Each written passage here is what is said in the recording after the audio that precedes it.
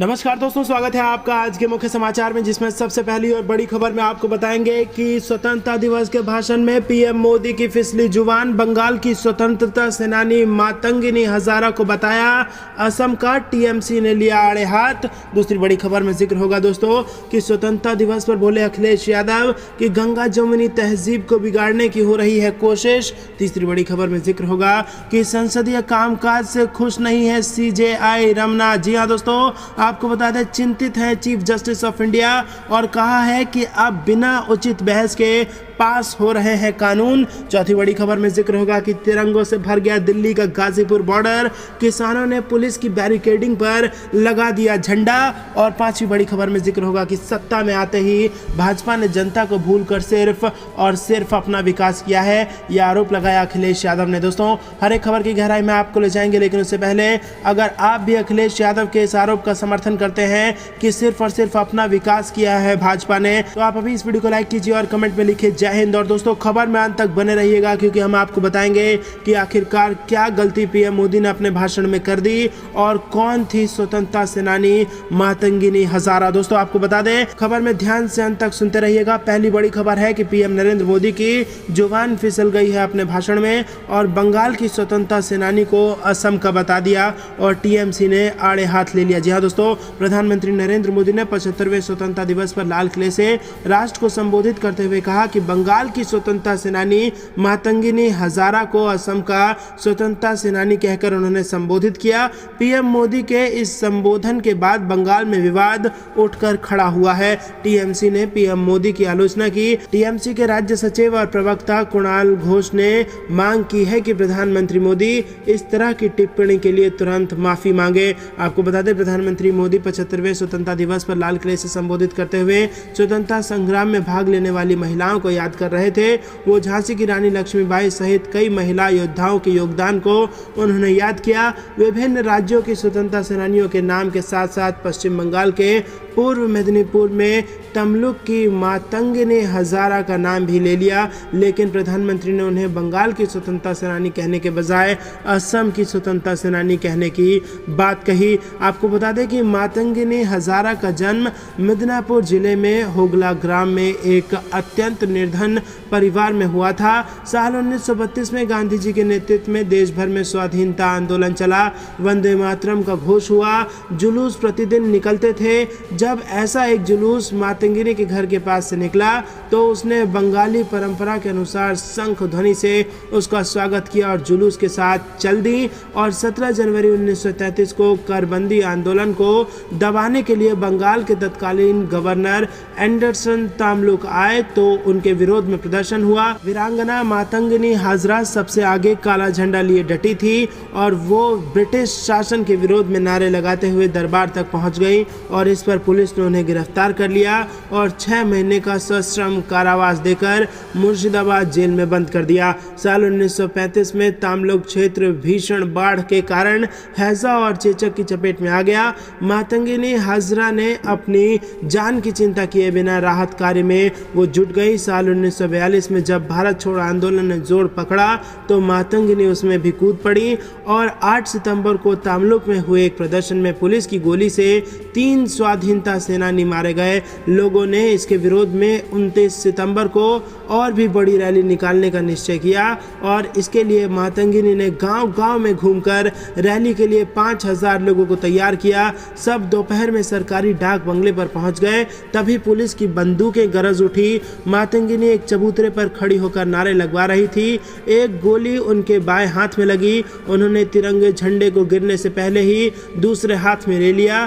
तभी दूसरी गोली उनके दाहिने हाथ में और तीसरी उनके माथे पर लगी। मातंगिनी की मृतदेह वहीं लुढ़क गई और इस बलिदान से पूरे क्षेत्र में इतना जोश उमड़ा कि 10 दिन के अंदर ही लोगों ने अंग्रेजों को उखाड़कर वहां स्वाधीन सरकार स्थापित कर दी, जिसने 21 महीने तक काम किया। दोस्तों, ये बेहद बड़ी खबर निकल के आ रही है कि इतनी बड़ी वीरांगना जिनको देश याद करता है, नमन करता है, उनको लेकर ये चूक पीएम मोदी के भाषण में हो गई है और टीएमसी ने आड़े हाथ ले लिया है। रुक करते हैं अगली बड़ी खबर की तरफ। स्वतंत्रता दिवस पर अखिलेश यादव बोले कि गंगा जमुनी तहजीब को बिगाड़ने की हो रही है कोशिश। जी हाँ दोस्तों, समाजवादी पार्टी के पूर्व प्रमुख मुलायम सिंह यादव ने ध्वजारोहण कर जनता को बधाई दी, तो वहीं समाजवादी पार्टी मुखिया अखिलेश यादव ने कहा कि भारत की पहचान को खत्म करने की कोशिश हो रही है। कुछ लोग पुरानी बातों में उलझाना चाहते हैं। लोगों को कोरोना काल में बेहाल छोड़ दिया गया। ये लोगों को 7 साल से उलझा रहे हैं। ये लोग सीमाओं पर मजबूती नहीं दिखा पा रहे हैं। जनता से जुड़ा कोई वादा पूरा नहीं किया। हम जातीय जनगणना चाहते हैं, आबादी के हिसाब से हिस्सेदारी मिले। ये लोग जाति के नाम पर लड़वाना चाहते हैं। दोस्तों, अखिलेश यादव ने कहा कि सबको 15 अगस्त की बधाई देता हूं। उनको याद करना है कि जिनके बलिदान से आज़ादी मिली है, और हमारे देश की पहचान यही है जहां अलग अलग जाति, धर्म, परंपराओं के लोग एक साथ रहते हैं। लेकिन बीते कुछ साल में कुछ लोगों ने गंगा जमुनी तहजीब को बिगाड़ने की कोशिश की है। आज किसानों के सामने संकट है। अन्नदाता अपमानित हो रहा है और यहाँ अन्न महोत्सव मनाया जा रहा है। अखिलेश यादव ने कहा कि हमारे देश में नौजवानों की संख्या ज्यादा है और ऐसे में उनके हाथों में रोजगार होना चाहिए। 7 साल से सत्ता में बैठी सरकार उलझाए बैठी है और सीमाओं पर सरकार ठीक से काम नहीं कर पा रही है। 2022 के चुनाव में इस सरकार को हमें उतार देना है, क्योंकि इस सरकार ने कोई वादा पूरा नहीं किया है। आज देश चाहता है कि जातीय जनगणना हो। सपा चाहती है कि कास्ट सेंसस हो, ताकि योजनाओं का लाभ आबादी के लिहाज से मिल सके। दोस्तों, रुक करते हैं अगली बड़ी खबर की तरफ। संसदीय कामकाज से खुश नहीं है chief justice of India Ramana, और बोले कि अब बिना उचित बहस के पास हो रहे हैं कानून। जी हाँ दोस्तों, आपको बता दें कि आज़ादी के जश्न के मौके पर देश के मुख्य न्यायाधीश जस्टिस एन.वी. रमन्ना ने आज संसद की कार्रवाई पर अपनी नाराजगी जताई है।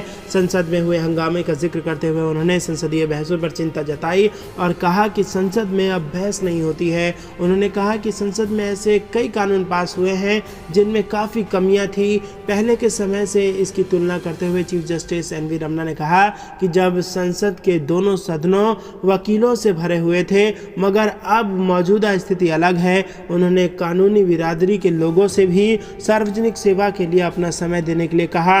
सीजेआई रमन्ना ने कहा कि अब बिना उचित बहस के कानून पास हो रहे हैं। समाचार एजेंसी ANI के मुताबिक अगर आप उन दिनों सदनों में होने वाली बहसों को देखें तो वे बहुत बौद्धिक, रचनात्मक हुआ करते थे और वो जो भी कानून बनाया करते थे उस पर बहस करते थे। मगर अब खेदजनक स्थिति है। हम कानून देखते हैं तो पता चलता है कि कानून बनाने में कई खामियां हैं और बहुत अस्पष्टता है। तो दोस्तों, जल्दबाजी में धड़ल्ले से बिना विपक्ष को कॉन्फिडेंस में लिए कानून बनाए जा रहे हैं और इसको लेकर अब कोर्ट भी चिंतित है। और कोर्ट में CJI chief justice of India Ramana ने कहा है कि यहाँ पर जो पहले बनते थे जिस प्रकार के कानून, जब सदन में बहुत सारे वकील रहते थे तब जिस प्रकार से क्वालिटी के कानून बनते थे वो अब नहीं बन रहे हैं। और अब जो कानून बन रहे हैं उसमें अस्पष्टता है और बहुत सारी खामियां हैं। रुक करते हैं अगली बड़ी खबर की तरफ। तिरंगों से भर गया दिल्ली का गाजीपुर बॉर्डर।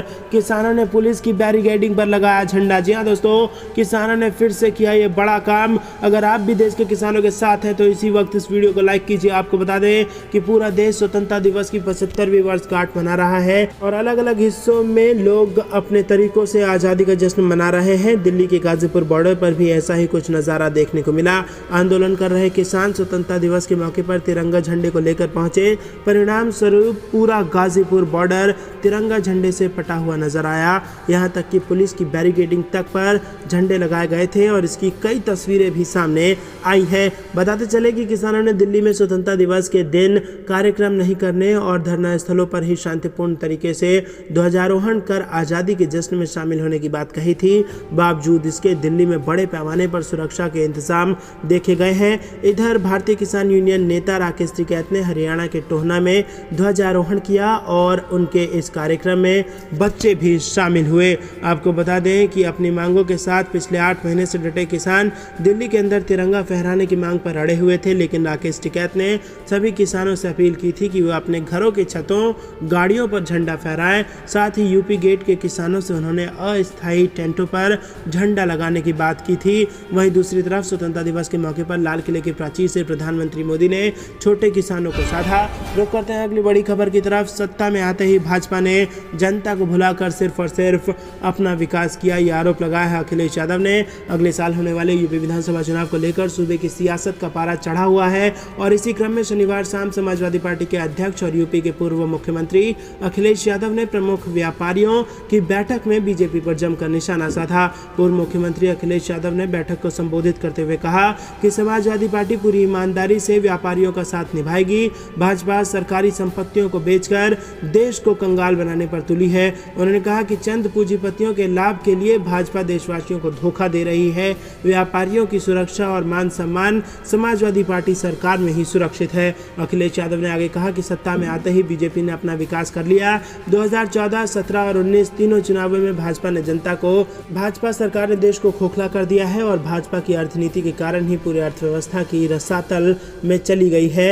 और उन्होंने कहा कि सपा ही विकास के रास्ते पर चलती है। तो दोस्तों, ये थी दिन में कुछ बेहद जरूरी और बड़ी खबरें। जाने से पहले आप इस वीडियो को लाइक और अभी तक अगर चैनल को सब्सक्राइब नहीं किया तो सब्सक्राइब करके घंटी जरूर बजाइएगा। देख रहे थे आपका अपना चैनल द कंपनी न्यूज़। जय हिंद, जय भारत।